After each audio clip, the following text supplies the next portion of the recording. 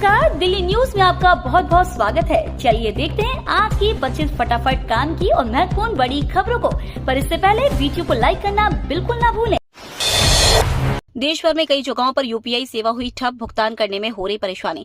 देश में यूपीआई की सेवा कई जगहों पर ठप हो गई है, जिससे लोगों को डिजिटल भुगतान करने में दिक्कत हो रही है। कई उपयोगकर्ताओं ने शिकायत की है कि उनके यूपीआई पेमेंट फेल हो रहे हैं या बहुत देर से प्रोसेस हो रहे हैं। कई बैंकों के ग्राहक को यूपीआई के जरिए पैसे भेजने और रिसीव करने में दिक्कत आ रही है। यूजर्स ने यूपीआई लेन देन से जुड़ी समस्या को लेकर अपनी शिकायत और नाराजगी इंटरनेट पर जाहिर कर रहे हैं। बाल बाल बचा मुख्यमंत्री रेखा गुप्ता का काफिला, अचानक सामने आए मवेशी। दिल्ली की मुख्यमंत्री रेखा गुप्ता बुधवार को पूरे एक्शन मोड में दिखी। वो दिल्ली की सड़कों पर निकली, पीथमपुरा में विकास कार्यों का जायजा लिया, मेट्रो पिलर से पोस्टर हटवाया, आवारा पशुओं की समस्या के समाधान के लिए जरूरी निर्देश दिए। दिल्ली सीएम रेखा गुप्ता की सक्रियता बुधवार को कई जगहों पर देखने को मिली। रेखा गुप्ता की सक्रियता की तस्वीरें और वीडियो भी सामने आई है, जिसमें वो पूरी तौर पर एक्टिव नजर आई। ग्रेटर नोएडा और यमुना सिटी में जमीन खरीदना होगा महंगा, बढ़ने वाले हैं रेट। ग्रेटर नोएडा और यमुना प्राधिकरण ने अपने क्षेत्र में जमीन की दरें बढ़ाने की तैयारी कर ली है। इसका प्रस्ताव अगली बोर्ड बैठक में रखा जाएगा। इसके अलावा बैठक में वित्तीय वर्ष 2025-26 का बजट पेश होगा। ग्रेटर नोएडा प्राधिकरण की बजट बोर्ड बैठक 29 मार्च को होगी। प्राधिकरण के अधिकारी के मुताबिक संपत्तियों के आवंटन दरों में 5% तक वृद्धि हो सकती है। इसका प्रस्ताव बोर्ड बैठक में रखा जाएगा। इसको मंजूरी मिलने से ग्रेटर नोएडा में जमीन खरीदना और अधिक महंगा हो जाएगा। नोएडा में शराब पर भारी डिस्काउंट में आपको दिखा हिंदू मुसलमान। स्टॉक खाली करने के लिए नोएडा में कुछ शराब की दुकानों पर मिल रहे डिस्काउंट और एक के साथ एक मुफ्त वाले ऑफर को लेकर आम आदमी पार्टी हमलावर है। कभी दिल्ली में इसी तरह के ऑफर को लेकर घिरी आपने पलटवार करते हुए इसमें हिंदू मुसलमान वाला एंगल भी तलाश लिया है। दिल्ली में आप के संयोजक सौरभ भारद्वाज ने ऐप पर बुधवार को कहा कि यूपी में हिंदुओं को शराबी बनाया जा पड़े हैं, क्योंकि यह ऑफर रमजान के महीने में दिया गया है, जब मुसलमान शराब को हाथ नहीं लगाते हैं। जज साहब पर जांच कैश कांड में जस्टिस वर्मा के घर पहुंची दिल्ली पुलिस की टीम। दिल्ली हाई कोर्ट के जज जस्टिस यशवंत वर्मा के आवास पर भारी मात्रा में कैश मिलने के मामले में दिल्ली पुलिस भी एक्टिव हो गई है। दिल्ली पुलिस के अधिकारी डीसीपी देवेश कुमार महला बुधवार को अपने एसीपी पुलिस टीम और कैमरा टीम के साथ मामले की छानबीन के लिए जस्टिस अगला यशवंत वर्मा के आवास पर पहुंचे। वहीं सुप्रीम कोर्ट ने दिल्ली हाई कोर्ट के जय यशवंत वर्मा के आवास से कथित रूप से अधजली नकदी मिलने के मामले में दिल्ली पुलिस को एफआईआर ऐप पर दर्ज करने का निर्देश देने की मांग वाली याचिका पर तत्काल पड़े सुनवाई से इनकार कर दिया है। एक के साथ एक शराब फ्री मिलने के ऑफर से नोएडा की कई दुकानों पर लंबी कतारें। एक बोतल शराब खरीदने पर एक फ्री मिलने के ऑफर से नोएडा की कई दुकानों पर लंबी कतारें लग गई हैं। छूट का फायदा उठाने के लिए शराब के शौकीन दोपहर से ही लाइन में लग गए हैं। लोग बोतल के साथ शराब की पेटियां खरीदते दिखे। पुलिस के मुताबिक पिछले दिनों ई लॉटरी से दुकानों का आवंटन किया गया। इसके चलते कई पुरानी शराब की दुकानों के संचालकों को ई लॉटरी में दुकानें नहीं मिल सकी। पुरानी दुकानों पर 31 मार्च तक स्टॉक खत्म करना जरूरी है। इसमें संचालकों की ओर से विशेष ऑफर दिया जा रहा है। दिल्ली के सरकारी स्कूलों में 15 अप्रैल से शुरू होंगी कंपार्टमेंट परीक्षाएं। दिल्ली के सरकारी स्कूलों में 5वीं, 8वीं, 9वीं और 11वीं में फेल हुए छात्रों के लिए कंपार्टमेंट परीक्षाएं 15 अप्रैल से शुरू हो रही है। 9 मई को रिजल्ट जारी किया जाएगा। परीक्षा में पास होने के बाद ही छात्रों को अगली कक्षा में प्रमोट किया जाएगा। परीक्षा का पैटर्न वार्षिक परीक्षा जैसा ही होगा। हिंदी और अंग्रेजी दोनों भाषाओं में प्रश्न पत्र होगा। दिल्ली की बसों में महिलाओं को नहीं मिलेगा पिंक टिकट। फ्री बस सेवा पर रेखा सरकार ने किया ये ऐलान। दिल्ली की भाजपा सरकार ने वर्ष 2025-26 के लिए अपना पहला बजट पेश किया।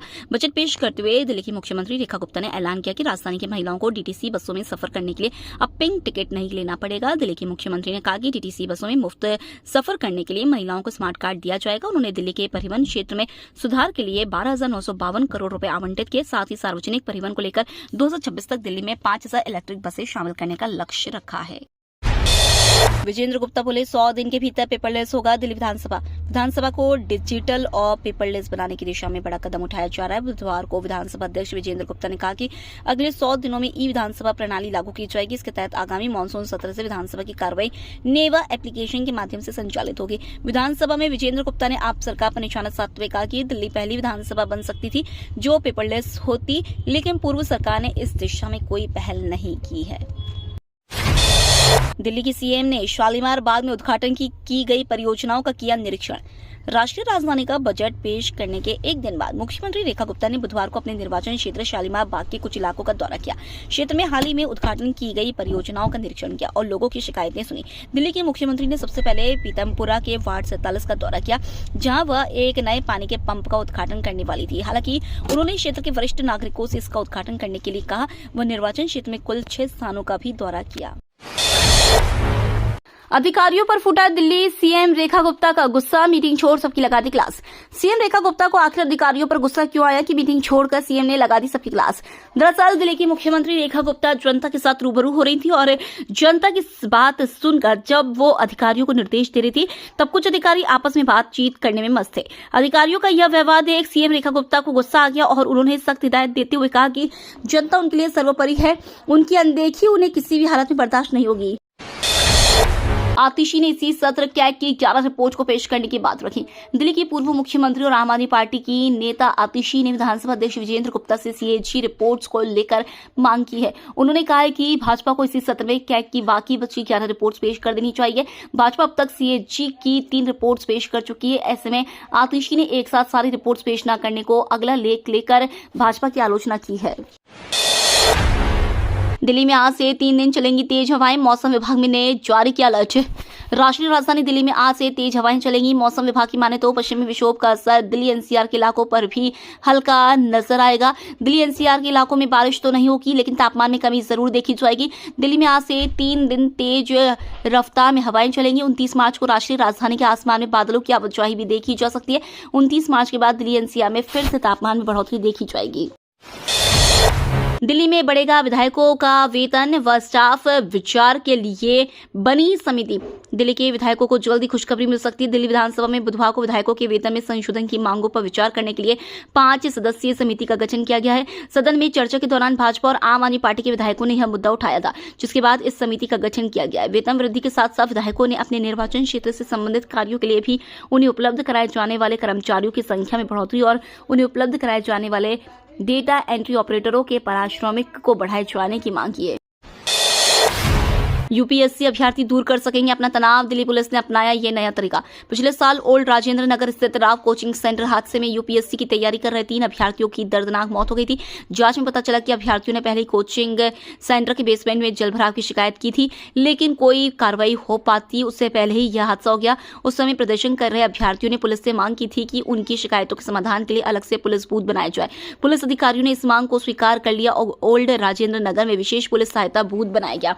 इस बूथ पर अभ्यर्थियों की शिकायतों पर तुरंत सुनवाई हो रही है और उन्हें मानसिक स्वास्थ्य संबंधी चुनौतियों से उबरने में भी मदद मिल रही है। हिरासत में रहकर सांसद इंजीनियर राशिद संसद सत्र में लेंगे भाग। दिल्ली हाईकोर्ट ने टेरर फंडिंग के मामले में गिरफ्तार जम्मू कश्मीर के सांसद इंजीनियर राशिद को हिरासत में संसद सत्र में भाग लेने की अनुमति दे दी। अदालत ने एनआईए की इस आशंका को खारिज कर दिया कि वह गलत बयानी कर सकते हैं या संसद से भाग सकते हैं। न्यायमूर्ति चंद्रधारी सिंह और न्यायमूर्ति अनूप जयराम भम्भानी की पीठ ने महानिदेशक को निर्देश दिया कि आज से 4 अप्रैल के बीच लोकसभा सत्र के दिनों में राशिद को सादे कपड़ों में पुलिसकर्मी जेल से संसद तक ले जाएंगे। दिल्ली में 6200 क्वार्टर अवैध देसी शराब के साथ एक आरोपी गिरफ्तार। दिल्ली की आउटर नॉर्थ डिस्ट्रिक्ट की स्पेशल स्टाफ टीम ने शराब तस्करी के खिलाफ छेड़ी मुहिम में एक बड़ी सफलता हासिल की है। खुफिया जानकारी के दम पर पुलिस टीम ने हरियाणा में बिक्री के लिए ले जाई जा रही अवैध शराब से भरे एक टाटा पिकअप टेम्पो को मौके से पकड़ा। इस कार्रवाई में 6200 क्वार्टर अवैध देसी शराब जब्त करने के साथ एक आरोपी को भी गिरफ्तार किया गया है। दिल्ली में इस बार ऑनलाइन आएगा सरकारी स्कूलों का परिणाम। दिल्ली के सरकारी स्कूलों का परीक्षा परिणाम इस वर्ष ऑनलाइन जारी किया जाएगा। इसको लेकर शिक्षा निदेशालय की तैयारियां पूरी हो गई हैं। वहीं कंपार्टमेंट परीक्षाओं की तारीख भी आ गई है। कक्षा 3वीं से लेकर 5वीं का परिणाम आज घोषित होगा। वहीं 6ठी से लेकर 9वीं और 11वीं कक्षा का परिणाम 29 मार्च को घोषित किया जाएगा। दिल्ली के प्राइवेट स्कूलों की मनमानी पर सख्त रेखा गुप्ता सरकार। दिल्ली सरकार ने निजी स्कूलों की मनमानी पर नकेल कसने के लिए सख्त निर्देश जारी किए हैं। सरकार ने साफ कर दिया है कि कोई भी निजी स्कूल अभिभावकों को किताबें और यूनिफॉर्म खरीदने के लिए किसी विशेष दुकान या संस्थान से खरीदने के लिए बाध्य नहीं कर सकता। यदि कोई स्कूल ऐसा करता है तो उसके खिलाफ BNS के तहत मामला दर्ज किया जाएगा। हनी सिंह के गाने पर जताई थी आपत्ति। दिल्ली हाईकोर्ट ने उल्टी याचिकाकर्ता को लगा दी फटकार। मशहूर गायक और रैपर हनी सिंह के नए गाने मैनियाक पर विवाद खड़ा हो गया है। लव कुश कुमार नाम के एक व्यक्ति ने गाने के बोलों को आपत्तिजनक बताया था। याचिकाकर्ता की मांग थी कि गाने के बोलों में संशोधन करने की निर्देश दिया जाए। हालांकि हाईकोर्ट ने उनकी याचिका में की गई संशोधन वाली मांग को खारिज कर दिया। याचिका में आरोप लगाया गया था कि गीत महिलाओं का यौन चित्रण करता है और भोजपुरी अश्लीलता का उपयोग करता है। आईजीआई एयरपोर्ट से चुराए 75 स्मार्टफोन ऑनलाइन सबूत से पकड़ा गया। दिल्ली पुलिस ने लाखों रुपए के हाई एंड स्मार्टफोन की खेप चोरी करने के आरोप में एक ग्राउंड हैंडलिंग कर्मचारी को गिरफ्तार किया। एक अधिकारी ने बताया कि आरोपी की पहचान 28 वर्षीय मोनू उर्फ निखिल कुमार के रूप में हुई है। उससे अब तक चोरी किए गए 36 मोबाइल फोन बरामद किए जा चुके हैं। यह मामला तब सामने आया जब कार्गो सर्विसेज के सेल्स एंड मार्केटिंग प्रमुख संजय यादव ने एक EFIR दर्ज कराई। आतिशी ने भ्रष्ट तरीकों से जीता चुनाव। दिल्ली हाईकोर्ट ने जारी किया नोटिस। दिल्ली हाईकोर्ट ने बुधवार को आप नेता और पूर्व मुख्यमंत्री आतिशी को हाल ही में हुए विधानसभा चुनावों के दौरान कथित भ्रष्ट आचरण के आधार पर उनके निर्वाचन को चुनौती देने वाली याचिका पर नोटिस जारी किया। जस्टिस ज्योति सिंह ने भारत के चुनाव आयोग, दिल्ली पुलिस और कालकाजी विधानसभा क्षेत्र के रिटर्निंग अधिकारी को भी नोटिस जारी किया, जहां से आतिशी ने चुनाव जीता था। कोर्ट ने मामले को आगे की सुनवाई के लिए 30 जुलाई को सूचीबद्ध किया है। 2 दिन बजट पर चर्चा चाहती है आतिशी। स्पीकर विजेंद्र गुप्ता को लिखा 2 पन्ने का लेटर। दिल्ली के कालकाजी सीट की विधायक और विधानसभा की नेता प्रतिपक्ष आतिशी ने स्पीकर विजेंद्र गुप्ता को पत्र लिखा है। आतिशी ने स्पीकर को लिखे पत्र में अनुरोध किया है कि अगले 2 दिन केवल बजट पर चर्चा के लिए समर्पित की जाए। पत्र में एक बार फिर आतिशी ने बजट से पहले आर्थिक सर्वेक्षण प्रस्तुत न करने पर शिकायत की। आप नेता ने कहा है कि आर्थिक सर्वेक्षण में ऐसा कौन सा आर्थिक डेटा और विश्लेषण है जिसे सरकार सामने नहीं लाना चाहती। नई दिल्ली सीट से प्रवेश वर्मा की जीत को चुनौती। हाई कोर्ट ने जारी किया नोटिस।